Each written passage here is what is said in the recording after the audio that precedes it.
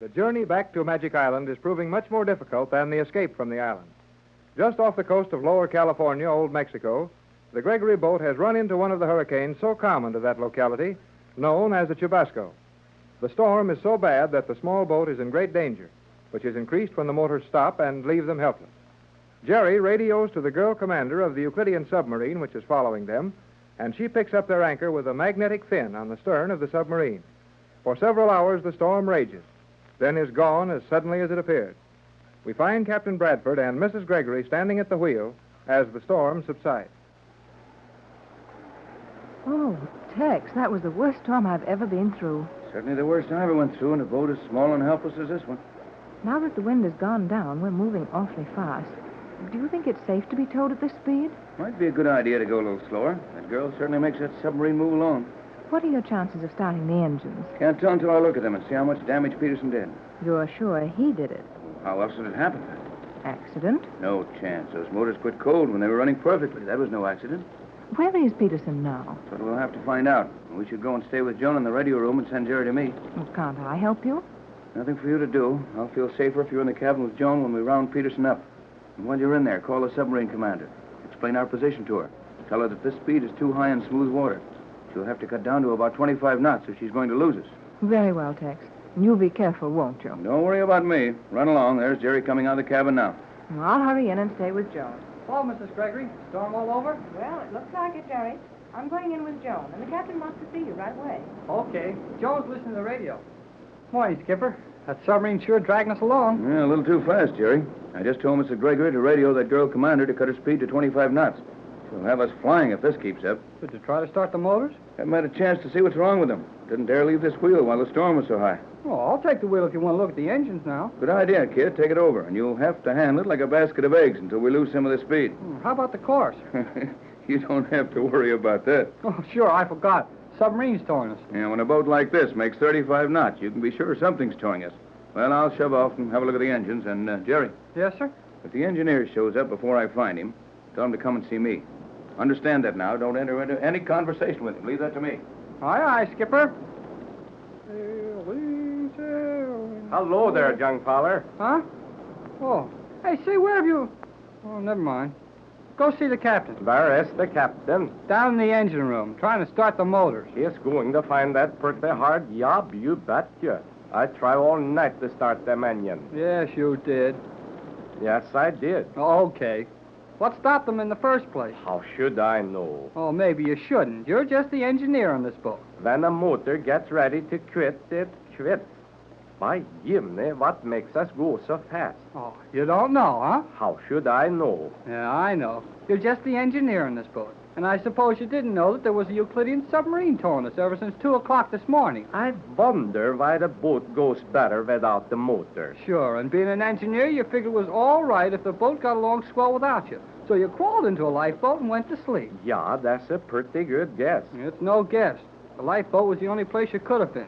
Now, you better go down the engine room and see the captain. I got to go see Mrs. Gregory You're first. not going one step toward her cabin? What was that you said? You heard me.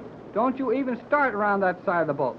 Now, you get in that engine room and start explaining to the captain. Explaining what? Plenty of things. But the captain will ask the questions. My business is steering this boat. Then give your best attention to your business. Hey, where'd that voice come from? You will learn where a great many things come from if you attempt to prevent my reaching Mrs. Gregory's cabin. So, Joan was right.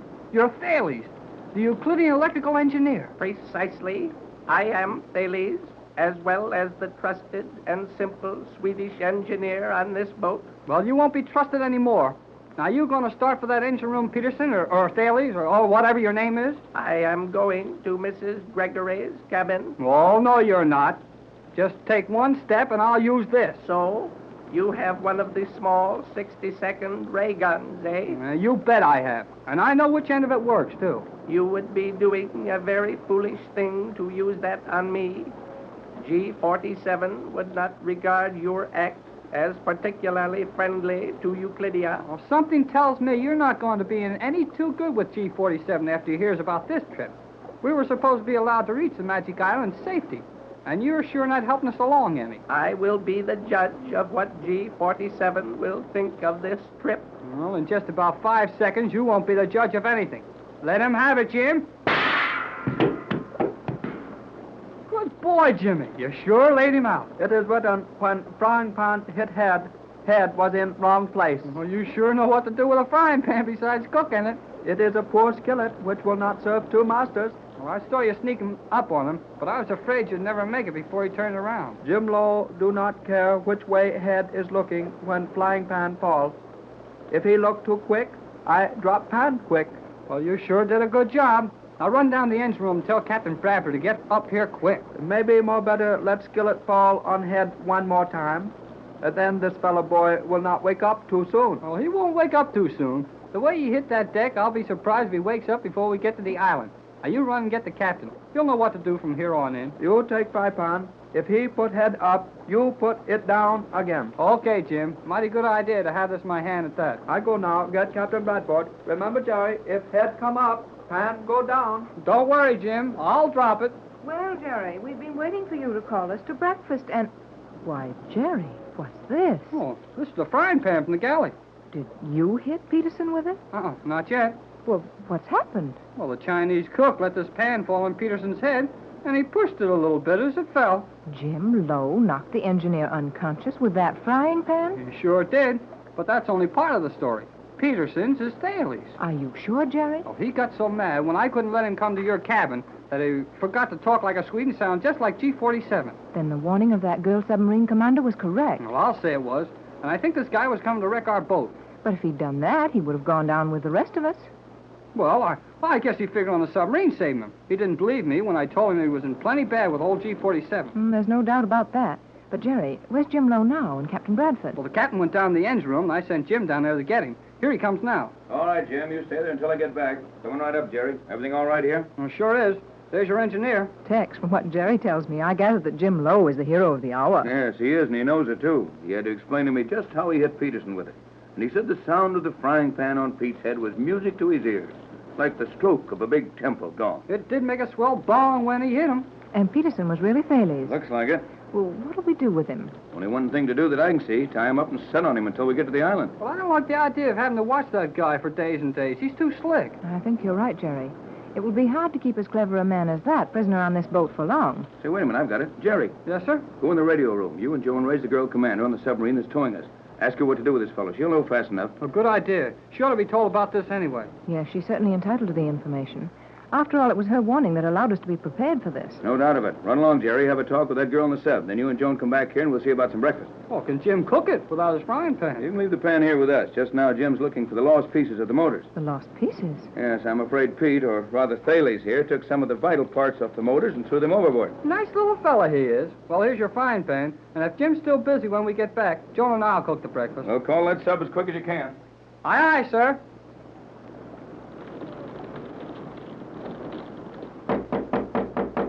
Who is it? Jerry, can I come in? One moment until I unlock the door.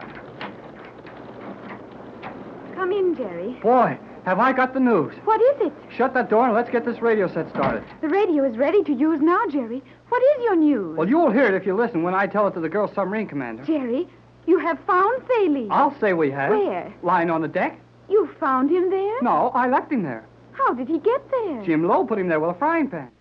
A frying pan. Yes, sir, a frying pan. Now, keep quiet. Let me call this girl submarine on the commander on the But, sub. Jerry, are you sure I that said keep quiet and let me use this radio. Captain Bradford's orders, and he said to hurry it up. Very well. Calling Commander S1, Jerry Hall on Gregory boat to Commander S1. Hello, submarine. Gregory boat to Euclidean submarine. Hello, Commander. Commander S1 Hello. to Jerry Hall. You may proceed, Hall. Proceed with your message. First thing is, will you please slow down to 25 knots? We can't stay in the water much longer at this speed. We'll be up in the clouds. Will curtail speed to accommodate proper towing of your craft in smooth water. Proceed with balance of message. We found Thales. Proceed with your message. Well, gee whiz. Aren't you surprised? I said we found Thales. Thales. I understood you. Proceed with your message. Oh, golly whiskers.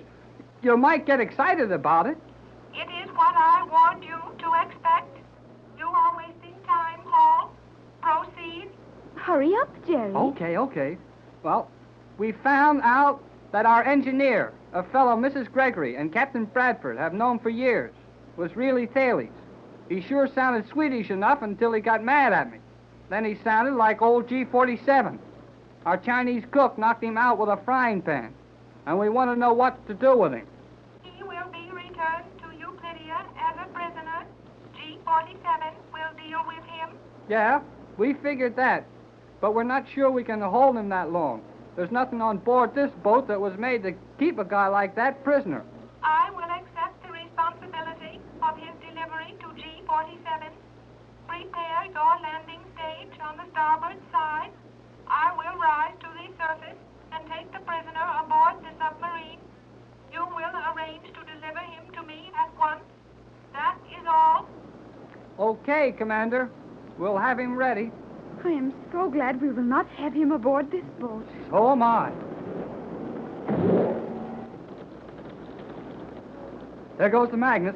She's dropped her anchor chain, and in about a minute, the nose of her sub will be sticking up out of the water. Come on, Joan. We've got to get ready to turn Thales over to her.